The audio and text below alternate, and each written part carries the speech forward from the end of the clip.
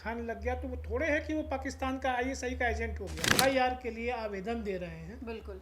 तो उनकी एफआईआर नहीं ली जा रही है कि बच्चों का करियर खराब ना करे। लेकिन पुलिस तैयार ही नहीं, उनका कहना है कि पुलिस ऊपर से किसी के बात के बाद काम कर रही है, कोई प्रेशर है। जो पोस्टमार्टम रिपोर्ट में क्या है, पुलिस जी। पूरा सब चीज़ों को देखेगी, क्योंकि ये पूरा हाई प्रोफाइल मामला है, ये बिल्कुल। पूरा पब्लिक डोमेन में है, सब लोग जानना चाहते हैं। दो कोचिंग संस्थानों में शुरू हुई पहले तो वर्चस्व की लड़ाई, व्यावसायिक प्रतिद्वंदिता जो है अब पर्सनल राइवलरी में चेंज हो चुकी है और विवाद इतना ज्यादा बढ़ गया है कि इसमें पिसे जा रहे हैं बच्चों को अब मोहरा बनाया जा रहा है। अब ऐसे में देखिए, एक तरफ जहां खान सर है, वहीं दूसरी तरफ रोशन आनंद सर है, दोनों बेहतरीन शिक्षक है। लेकिन आप देखिए किस तरीके से दोनों की लड़ाई पूरे देश में चर्चा का विषय बन गई है और ऐसे में क्या चल रहा है वो हम समझेंगे। नमस्कार, आप देख रहे हैं देशवा न्यूज, मैं हूं आपके साथ वैष्णवी। देखिए मेरे साथ इस मुद्दे पर बातचीत करने के लिए सीनियर पत्रकार राकेश सर मौजूद हैं, उनसे हम समझेंगे। सर, जिस तरीके से दो कोचिंग में वर्चस्व की लड़ाई हुई, दोनों एक दूसरे पर आरोप प्रत्यारोप लगा रहे हैं, फायरिंग तक हो गई और अब देखिए कहीं ना कहीं ये विवाद लगातार सर बढ़ता चला जा रहा है। प्रिंस यादव जो कि रोशन आनंद सर के भाई, उनकी मौत भी हो गई। देखो, ये मामला जो है वो शुरू हुई व्यवसायिक प्रतिद्वंदिता से। दो कोचिंग संस्थान जो दिखाने में जुटे हुए थे कि हमारे यहाँ से इतने सिपाही जी। का रिजल्ट हुआ, इतने दरोगा का रिजल्ट हुआ, और ये प्रतिद्वंदिता एक बोर्ड लगाने से शुरू हुई और आज ये प्रतिद्वंदिता जो है दोनों के बीच, खान सर और रोशन आनंद के बीच, ये एक पूरी तरह से व्यक्तिगत दुश्मनी का है कि पूरी तरह से व्यक्तिगत दुश्मनी में बदल चुकी है। जिस तरह से एफआईआर होने के बाद रोशन आनंद की गिरफ्तारी हुई, उनके भाई पुलिस के डर से चले गए नेपाल, विराटनगर के होटल में संदिग्ध परिस्थिति में उनकी मौत हो गई और मौत के बाद जब रोशन आनंद एफआईआर के लिए आवेदन दे रहे हैं, बिल्कुल, तो उनकी एफआईआर नहीं ली जा रही है। कहीं ना कहीं ये सही नहीं है। एफआईआर लेनी चाहिए, एफआईआर में जो उनके आरोप हैं उसकी जांच होनी चाहिए और जांच के अनुसार जो भी तथ्य सामने आते हैं उस पर विधि सम्मत कार्रवाई पुलिस को करनी चाहिए। वैसे रोशन आनंद ने शुक्रवार तक, यानी कल तक का अल्टीमेटम जो है वो पुलिस को दिया है कि कल तक अगर एफआईआर दर्ज नहीं होती है तो हम सड़क पे उतरेंगे, घेराव करेंगे।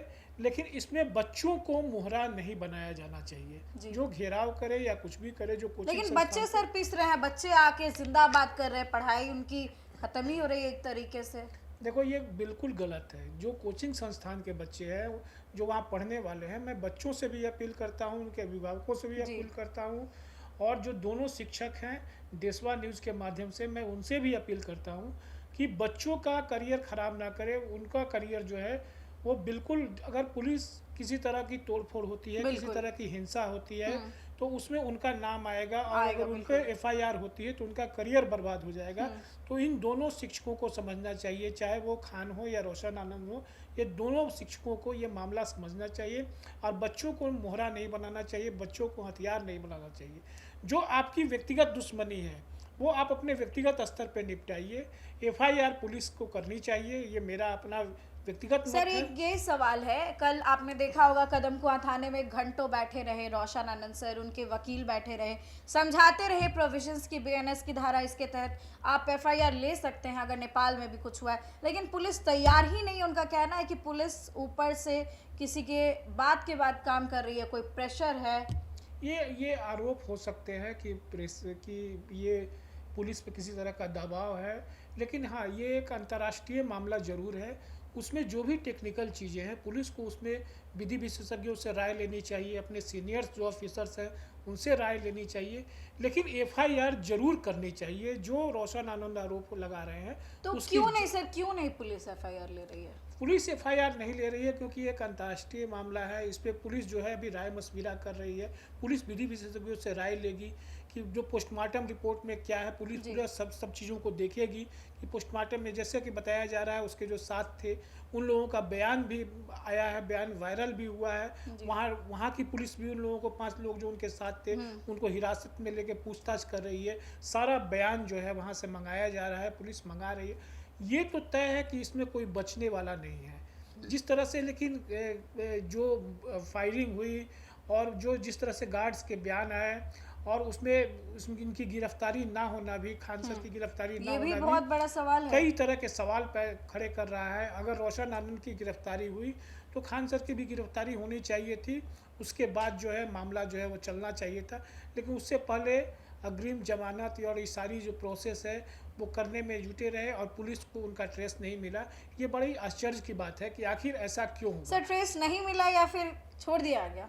ये भी हो सकता है, कहीं ना कहीं से जिस तरह से आरोप लगते रहे हैं, खुद रोशन आनंद ने आरोप लगाया है कि पुलिस दबाव में काम कर रही थी, तो निश्चित रूप से पुलिस पे कहीं ना कहीं से दबाव हो सकता है, इसलिए पुलिस जो है वो अरेस्ट नहीं कर पा रही हो खान को गिरफ्तार करना चाहिए और हर हाल में पुलिस को गिरफ्तार करना चाहिए था। लेकिन मामला जो है वो दूसरे रूप ले चुका है, दूसरा मोड़ ले चुका है, चूँकि उनके भाई की मौत हो चुकी है, पूरा गमजदा माहौल है, गमगीन माहौल है।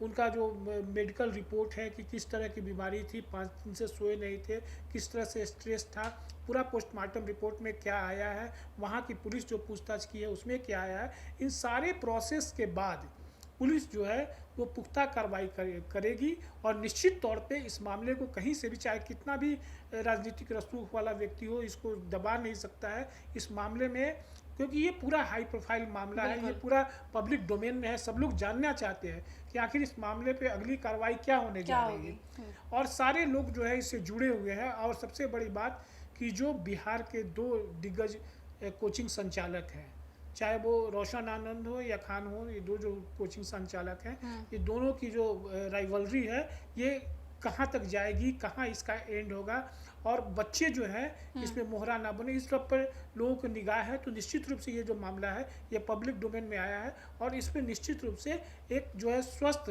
मतलब अच्छी जो निष्पक्ष जो कार्रवाई जो हम कह सकते हैं, निष्पक्ष कार्रवाई जो है वो पुलिस को करनी चाहिए। इस तरह से वो दावा करते हैं कि हम कम फीस में बच्चों को पढ़ाते हैं, अस्पताल खोले हैं, कम फीस में वहाँ पे इलाज होता है, जिस तरह के दावे वो लगातार कर रहे हैं। अब उनकी छवि धूमिल करने के लिए उनका नाम ISI से जोड़ देना ये कहीं से मेरे ख्याल से उचित नहीं है। अगर कोई तथ्य है आपके पास, आप निश्चित रूप से पुलिस के समक्ष रखिए, प्रशासन के समक्ष रखिए, 1 मिनट में कार्रवाई होगी, कोई उसको आप नज़रअंदाज नहीं कर सकता है, कोई उसको छुपा नहीं सकता है, कोई भी कार्रवाई से उनको बचा नहीं सकता है, चाहे वो कितना भी बड़ा व्यक्ति, कितना भी पैसे वाला व्यक्ति क्यों ना हो। लेकिन इस तरह की जो एक तरह से कहें तो ये अजीब तरह का आरोप है, इस तरह के आरोपों से बचना चाहिए, वो भी उस व्यक्ति के खिलाफ जिसका पूरे देश में नाम है और पूरे देश की नज़र इन 2 कोचिंग संचालकों को लेके इस समय बिहार पे टिकी हुई है। तो इस तरह के आरोप जो हैं वो कहीं ना कहीं आपको कमज़ोर करेंगे। तो जो भी आप कहते हैं, जो भी आप बोलते हैं, वो सोच समझ कर बोले तो ज़्यादा अच्छा रहेगा। बिल्कुल। देखिए, हमने सर से समझा कि किस तरीके से आरोप अगर आप लगा रहे हैं तो पहली बात आपके पास कुछ सबूत होने चाहिए, तब उसके बाद कुछ बात को कहा जाए, और ऐसे में बेतुके बयान देने से बचना चाहिए। देखिए, ये इन दोनों के बीच का जो मामला है लगातार बढ़ता चला जा रहा है। कदमकुआं थाने में भी आपने देखा किस तरीके से वहां पर हल्ला हंगामा देखने को मिला, धरना देने के लिए बैठ गए सर, लेकिन FIR नहीं ली गई। और ऐसे में देखते हैं कि पुलिस आगे क्या करती है और कोर्ट की तरफ से क्या फैसला आता है। फिलहाल इस खबर में बस इतना ही। देखते रहे देशवाणी न्यूज़।